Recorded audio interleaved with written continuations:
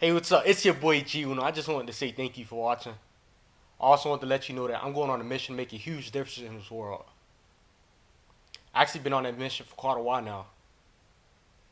I call it a project, the Raising Mindset Project. If you didn't know, well, I make empowering, motivational, inspirational, and wisdom-based videos. I just believe that everyone has a purpose in this world, whether they know what it is or not. To understand why I started this project, you must first know a bit about my life. My real name is Jude Servius, and I'm the youngest of 10 kids to parents who barely speak English. I was unexpectedly born at just 6 months old because my mom was 42 years old and didn't know she was pregnant. Hours before I was born, the doctors gave my mom limited choices on what to do with me. It would be a painful and risky delivery, they said. The choices were depressing and required a big decision, being that she lives and I die, or I live and she dies. It was a very heart-tearing decision that she had to make, and with her morality, the choice she made was obvious. That is the only reason I'm able to speak to you today. My mom decided that she would let me live and take the inevitable death. What type of mother wouldn't do that for her child? But what makes my birth a miracle is the fact that she ended up having me and is still living till this day. Now that wasn't the end of it. I came into this world with epilepsy seizures, so my mom had to stay in the hospital with me for some additional months until she could bring me home to North Miami. I lived in North Miami my whole life, and I still do. There I lived in one of the most broke down houses imaginable. Windows broken on every side of the house. Doors that couldn't lock. Holes all over the house which made it so easy for pests to roam in and roam out. Life wasn't easy for my family, but my parents did everything that they could to provide us with a more privileged life than what they had in their home country. But that's their story, not mine. My dad puts the family on his back every single day. Maybe that's the reason why he has arthritis. He makes less than $16,000 a year, cutting grass from 6 a.m. to 7 to 8 p.m. every day, no days off, just to provide for the family. Do you know what it's like to never be able to sit down at a table and enjoy a meal with your dad because he was always working? Well, that was my life until December of 2020 when my brother and I took him to TGI Fridays and finally had a meal with him. My mom is no different, despite not being able to get a job because she has bladder problems. You see, my mom isn't like any other mom. She is by far the strongest, most hardworking woman that will risk her life for every single one of her kids. My mom didn't understand what embarrassment was. She would drive through every neighborhood and collect scrap metal to sell to the recycling companies just for some cash. But that wasn't all she did. My mom was a pure-born entrepreneur. She would buy clothes, papers, meat, you name it, in bulk and then sell it in Haiti. She would do that every year just to ensure that each of my siblings will have a pair of shoes and clothes for school. As much as a blessing as that is, that still isn't enough for us. At the age of 5, my dad finally started letting me cut grass with him. At that moment, I knew I wasn't normal. Together, every Saturday, I would join my dad and push a lawnmower that was taller than my head across 10 big yards like it was nothing. I did some things that no other kid would have or would want to do. As I grew older, our problems grew deeper. Since it was 10 of us, my parents was always at work, so we fought every day with no remorse for furniture. My siblings were very different from me. House fights would lead to school fights, where if one of them fought, they all fought. This was a togetherness that carried on with my siblings because no one really understood what we went through. Some kids will make fun of our parents because they were old and because they had no teeth. Like, how are you supposed to feel when kids walk up to you and ask if your mom is your grandma? I really used to get fed up with it because they didn't know that the only reason she pulled her teeth out was because they were causing her too much pain. They didn't know a thing about our life. They didn't know that there were days that we didn't eat because it was either food or a roof over our heads. They didn't know that sometimes the bills would get cut off. What do you know about taking freezing cold showers in the middle of January because both your water bill and your light bill cut off? What do you know? What do you know about not being able to tell people this because you know they'll either talk about you or just make fun of you? My life was very rough. It still is. There were many times where we didn't have Wi-Fi, TV, or even video games. All we could do is either play board games or play outside, but even that came to an end. Every single night there's a shootout. You can't play around when gunshots are flying through the air, now can you? Now think about having to go somewhere when all of this is going on. You can't. Now imagine having to question if you should walk down a certain street just to be sure you don't get shot at. A lot of times that was me. It's scary, but you have to get to where you need to go. And eventually things did get better. As my siblings started moving out and getting jobs, I could now ask them for things like money, and there would be more space in the house. But even after that, things will still get heated. As I got older, my parents stopped sleeping in the same room every night. They would argue more often. They never got into physical fights, but my brothers did. Now, these weren't baby fights. These were big, and they always ended with property damage. Maybe that's the reason why we have so many broken windows. What can you do when your older brothers are getting into bloodbaths every single day? What do you know about police coming to your house every other week? This is just typical things that I see in my life. And when you think about domestic violence, you might think about husband and wife, but no. In my case, it was brother against brother, sister against sister, sister against cousin, and brother against sister again. With all this going on, I knew that I couldn't mess up.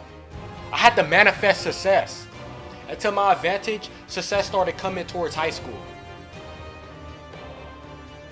As you all know, I entered LaSalle as a freshman. It was a blessing, a dream come true. LaSalle really made me feel welcome, and of course the people there took really good care of me. There was an all-you-could-eat breakfast and lunch, which I really appreciated because there would be some days when I really just didn't have anything to eat at home, and I hated asking my parents for money. LaSalle was great, but then again everything was on iPads. As much as a blessing that was, there was always a problem that came with it. Freshman year, I didn't have Wi-Fi. How could I do my work if I didn't have internet? I ended freshman year with 4 C's and 1 D. I was really disappointed in myself. It was embarrassing. I've always been good in school. I was part of the gifted programs and even won the 2018 Miami-Dade County Student of the Year Award. Now, I know I could have stayed after school and got my work done, but I didn't have a car. I would catch rides from a senior. This meant that I had to work on his schedule, and when he left, it was even harder. How could I get to and from school? Easy. I would take the risk of walking through my neighborhood, where the crooks and the robbers hid, where the homeless took over store entrances, where you had to look back every 3 steps because of the suspense of being followed, where you couldn't tell the difference between firecrackers and gunshots, where the drug dealers gambled, where the paintballs were frozen before they struck you, just to get to the bus stop so that I could use the public transportation to get to school. A lot of people wouldn't have done what I done. I'm different. I knew that going to LaSalle was the best thing that ever happened to me. I refused to get kicked out. I couldn't stand living in the hood. It was depressing there. Everyone wanted to live an average life. I didn't. I knew all the pain of living there. I only had one option. Get up early every single day and catch that bus and that train. So that's what I did. For my entire 10th grade year, I would get up at 4:30 in the morning, get ready for school, and then walk 5 avenues down to get to the nearest bus station. From there, I would ride on a cold bus for at least 90 minutes before I transferred to the train that delayed almost every time, and rode it for an additional 25 minutes. That finally was followed by a 20-minute walk to school. And the only reason why that walk was 20 minutes is because I walked fast. As simple as that might have sounded, it really wasn't. Some days the bus and train would leave me. Other days, it rained so much that massive puddles covered the sidewalk that weren't avoidable. To make things worse, my peers will see me walking in the puddles, not give me a ride, see me in class, tell me that they saw me. Like, how do you expect me to feel when you see me struggling? Tell me that you saw me and not help me out. Like, come on, man. This gave me a reason to grind. So I kept the same consistent routine every day for that whole year because I was hungry than everybody else. I had too many whys. I was the poorest in the whole school. My family's lives were at risk every single day. I still had very close friends that went through the same thing as me, but weren't motivated to do anything with their lives. Like, come on. They fell victim to the system. This is where that hard-working ethic comes from. Despite all my struggles, I hold my head high like it's nothing. I know that in order for me to get to the same level as those who are privileged, I have to work harder than them, put more effort in them, show that I'm consistent, and put up results. And I did. I ended 10th grade with straight A's and made everyone's jaws drop. I was too hungry. I told myself I would never again get C's and D's. That hunger was a gift. I used my non-stop hunger to make me the best possible leader that I could ever be. I call the shots. Closed mouths don't get fed. I have friends who live in situations that are better than mine. They're okay with how they live. I'm not. I'm horrified of ever having to live the same life I do for the rest of my life. It can't happen. This is why I always take initiative. That's just what leaders do. I know that no one is coming to save me. That is why I grind so much. Never again would I live in the same conditions that I did before. And I don't want others to live that way either. This was a spark for the project. Me thinking about others. My life is very hard, but it's manageable. I always question if somebody's living a harder life than me. What would I say to them? In 2020, when the virus broke out, I started listening to motivational speakers. Eric Thomas, Les Brown, Inky Johnson, Tom Bilyeu, Denzel Washington. Listening to hours and hours of motivational speakers just made me hungrier. And I knew that I had to transfer that hunger on to somebody else. All of these motivational speakers talk about living a hard life, and I feel like I'm living through fields of thorns too. I had a similar story to those guys. Main difference is I didn't wait to get older to speak. I started now. So there it was, December of 2020, when every park, every gym, and even the beaches were closed. This was a perfect opportunity for me to take initiative and host workouts at my house every single day. Every single day for the entire summer, no days off. My friends and I would begin our workout at 5 o'clock in the morning. I brought them together. I knew that if I didn't call them every morning, the grind would not have happened. So every morning, we would listen to motivational speakers while working out. Every day. When they gave it 110, I gave it 120%. That's just what I did. I had to be a representation for my friends. I needed to work harder because I knew that the path I was trying to take would require way more effort. The leadership didn't stop there though. That same summer, I decided to join Nefty Virtual Business Camp so that I could learn to become an entrepreneur. At that camp, I partnered with some of my very intelligent friends and designed a business plan for a game that would help adolescents dealing with mental health. Throughout the process of learning about mental health, I grew interest in psychology. I had the ability to help others. Others that have struggles they don't talk about. I needed to be a voice. So there it was, August 1st, 2020. I released my first speech on Instagram. And to my surprise, it got over 1,000 views. That is when I knew that I had to keep going. September 1st, 2020. I created my YouTube page under the name of Raising Mindset. I started posting every Monday for Motivational Monday, but that still wasn't enough. After talking to my social media teacher, I decided that I had to post 3 times a week, every week, no days off. That's exactly what I did. So every week, I made a video 3 times a week, every week. Motivational Monday, Words of Wisdom Wednesday, and Self-Strength Saturday.